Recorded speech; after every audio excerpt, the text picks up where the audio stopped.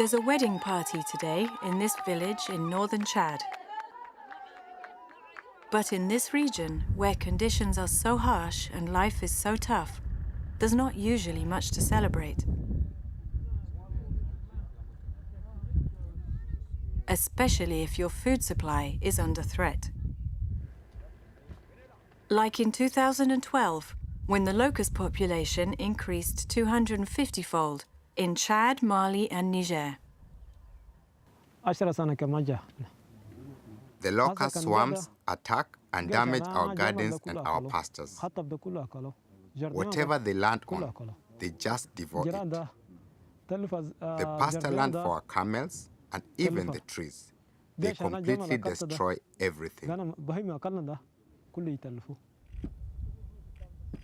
The local herder communities already live in precarious conditions, and they would face even greater hardship if locusts took away their food supply and their livelihood by destroying pasture land.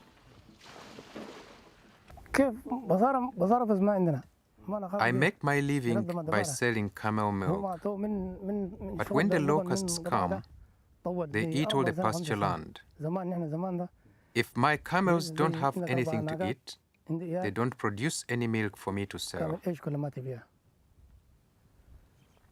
And if I don't sell any milk, I can't afford to buy food for my family. Constant surveillance, early warning and control operations are the only way to contain locust swarms and prevent them moving on to neighboring countries. The UN Food and Agriculture Organization, FAO, coordinates these operations and facilitates a regional response. We monitor the situation with surveys on the ground. We get updated information and we share it with other countries in the region.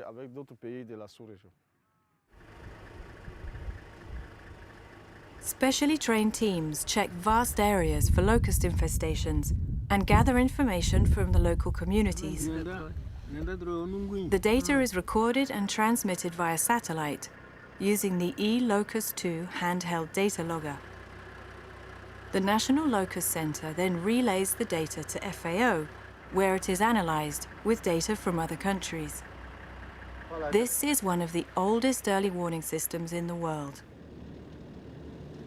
Local teams spray infested areas with pesticide, using handheld equipment for smaller areas and pickup trucks for larger areas. For massive swarms, reinforcements can be called in from neighboring countries. Early funding and planning meant that Chad was ready to take action against the locusts as soon as swarms began forming.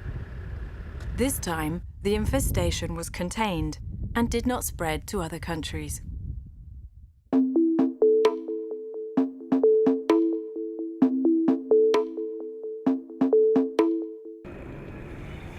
The Philippines is a nation on the move. Every year, 1.5 million people leave the country to escape poverty and find jobs overseas. Today, there's an estimated 10 million Filipinos working abroad, who send home more than $20 billion a year. But very little of this remittance money is saved or invested. Most is spent on daily necessities and building more comfortable houses. Here in Mabini, south of Manila, 15% of the population works abroad. It's known as Little Italy due to its transformation by the migrants who now live there. They turned this former farming community into a prosperous-looking village in just one generation. Rolando Padoma works as a doorman in Rome. On a visit home, he says he's proud of the changes. Now everything's fine here. We have well-built houses. It's not like before.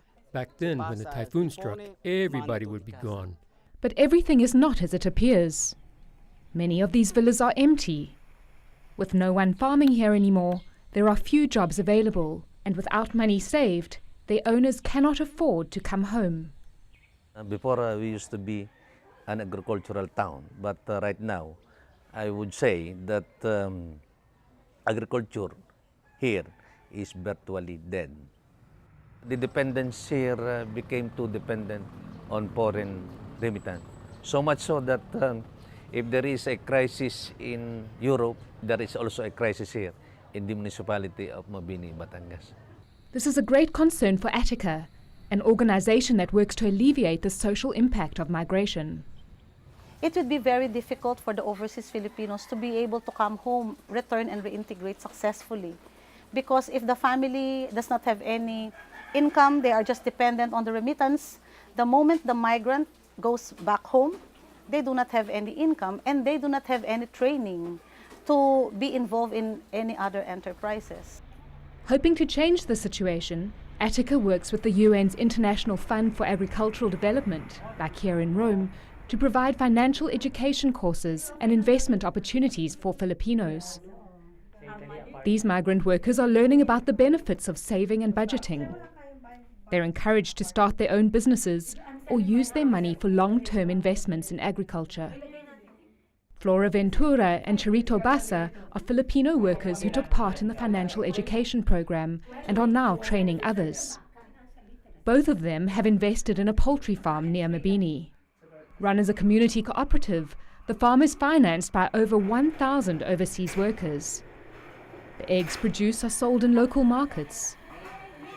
Investors receive a minimum guaranteed 6% return on their money every year.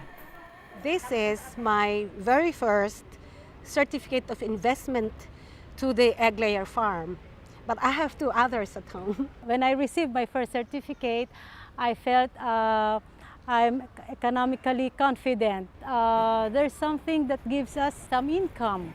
It gives us more security of returning home because we won't be a burden to our children and we have something to start with. Investments like this are not only creating personal wealth, they're creating jobs, which will one day help to make migration a choice rather than a necessity.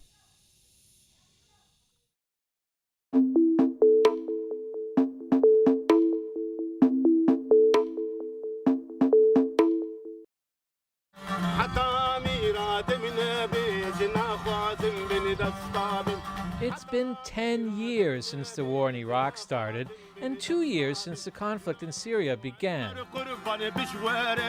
That's 2 anniversaries too many and too many going hungry.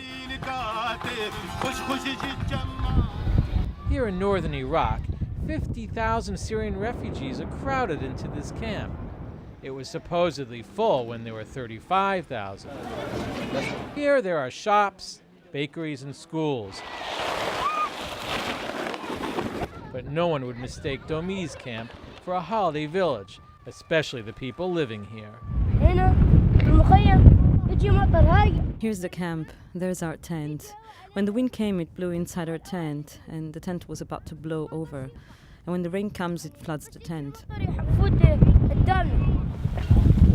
Most of the refugees here are Kurds from northeastern Syria, with strong ties to other Kurds in Iraq and Turkey. We're here in the Domi's camp in northern Iraq, where most people have fled from Qamishli and rural Qamishli in northern Syria.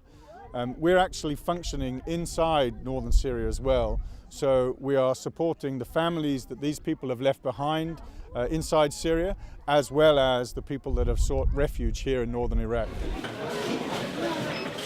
4 months ago, Miriam, her husband, and 6 children fled Qamishli to Iraq. Each month, the family received vouchers from the World Food Program worth $31 per person. Like many of the Syrians we met here, she recalls hosting Iraqi refugees during the war. Now I feel the same way they must have felt when they fled and lost family members in the war. They came to us as refugees. Now I feel like they did. It's a Spartan existence for Syrians living in the camp, while outside, Iraqis continue their struggle for stability. The voucher from WFP allows Miriam to buy food and helps the local economy. But best of all, it allows families to eat a meal together in peace, however fragile.